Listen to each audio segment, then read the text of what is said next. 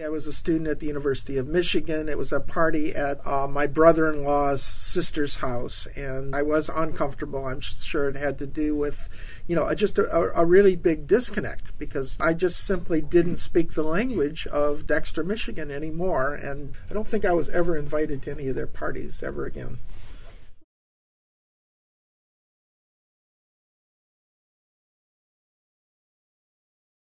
I was born in 1947. I lived in Dexter, Michigan. Dexter, Michigan was a small farming community. It was notable for being politically quite conservative, overwhelmingly Republican. It was incredibly homogeneous. My children's hymn, Jesus loves the little children, red and yellow, black and white, they are precious in his sight. And that really resonated with me. But I didn't know any red or yellow or black kids, only white kids. I grew up during an era when there were incredible stereotypes, particularly stereotypes about African Americans and also Latinos. And I was not immune to that. One of the things that I knew about black folks is they were very violent and they all carried knives. We got on the train and we went to Detroit, to Royal Oak, to the zoo, and I was 5 when we walked into the front gate of the zoo. The zoo was integrated, and for the first time, probably, I saw an African American, a black man, and I walked up to him and I asked him if I could see his knife. So this gives you a context of the milieu out of which I emerged. And Farmer Grant had a market, and it was between my junior and senior years, so it would have been 63. And I started working in the fields, and I worked picking strawberries. But in mid-June, toward the end of the strawberry season, the braceros, the Mexican farm workers, part of the bracero program, who had been working further south, finally made it up to Ann Arbor. For several weeks, though, I worked in the field side by side with the braceros. It was important to my development because it was the first time that I had ever been in reasonably close contact with people that didn't look like and didn't live like and didn't have the same cultural values as I did. I joined the Coast Guard directly out of high school.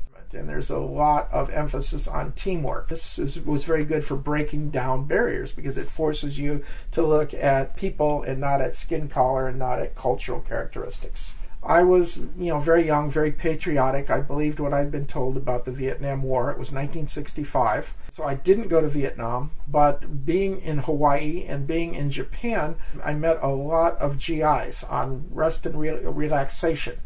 So it was my conversations with those GIs that changed my mind and convinced me that the Vietnam War was a huge mistake and the American public was being lied to. I had been brainwashed. I realized the combination of lies about Vietnam and then lies about black folks and Latino folks and Jews and others, that I'd been lied to big time. So that took root very, very deeply, even when I was only maybe 19 years old.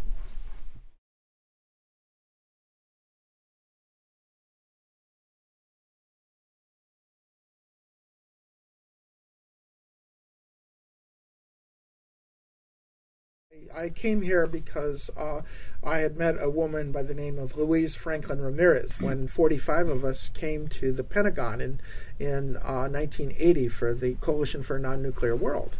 She was an activist, I was an activist, so it was an evolving partnership, I would say.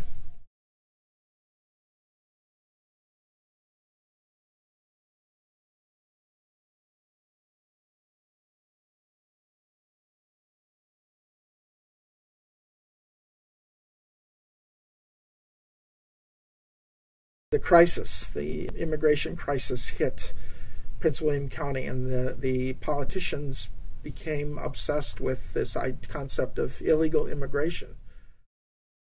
Police in Prince William County are now required to check the immigration status of the people they arrest if they have any reason to believe that the person is in the country illegally. The new immigration crackdowns have come, though, with a high price tag and mixed feelings of support and opposition. And joining us now to discuss that is Greg Latique, the president of Help Save Manassas, an advocacy organization that seeks to reduce the number of illegal aliens in the Manassas community, and John Steinbach of Mexicans Without Borders, a nonprofit organization that supports Hispanics in our area. Gentlemen, thank you.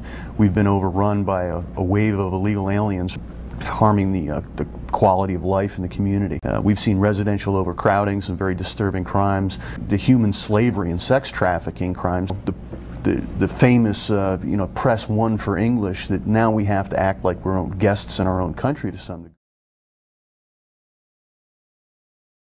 The last thing in the world we want is for people to be scared and to leave the community. We want to build community, not to tear it down.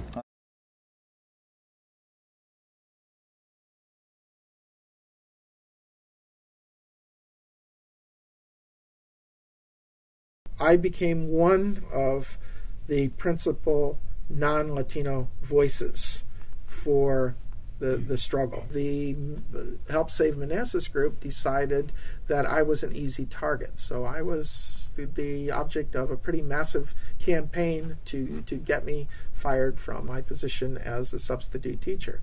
And of course I was an at-will employee, so at the end of 2008, I was not hired. Their position was there was really no value here. He was an at-will employee. We just decided not to hire him. John had been singled out. They didn't make a secret of that. They posted comments on their blog site saying, "Let's get rid of this guy. He's really poisoning the children's minds. He's probably hated the most and singled out most publicly, not just because of his face on TV. It's easy to hate me. I'm the minority. But to have the non-minority, to have a white man stand up and speak against what they are doing, that person is just going to be absolute anathema."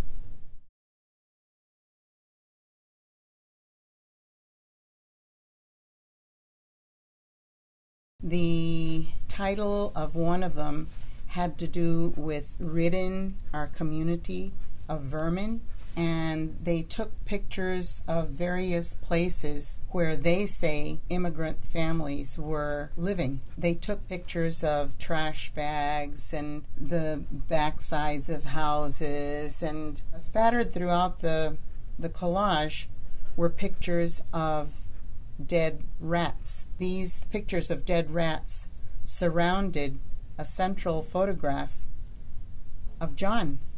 Well, the message is not lost on us. You know, that message goes back to something that is very familiar in history, in World War II. There is a price. There is a price. My family does not agree with, some of my beliefs and commitment. There just is a price to be paid.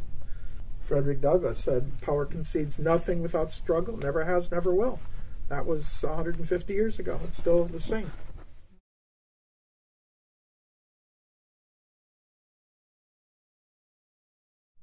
A lie in society is created. It is repeated so much that people come to believe it.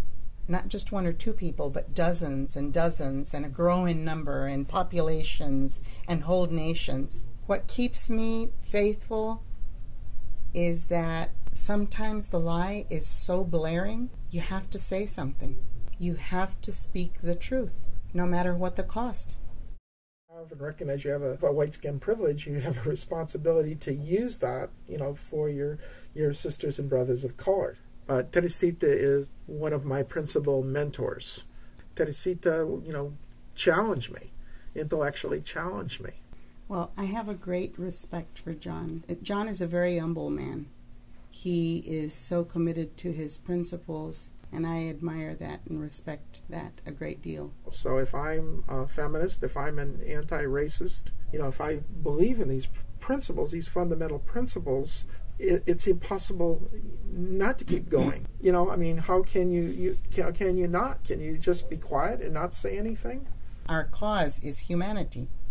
Our cause is people. and our commitment is to that, and that's where we're going to stay.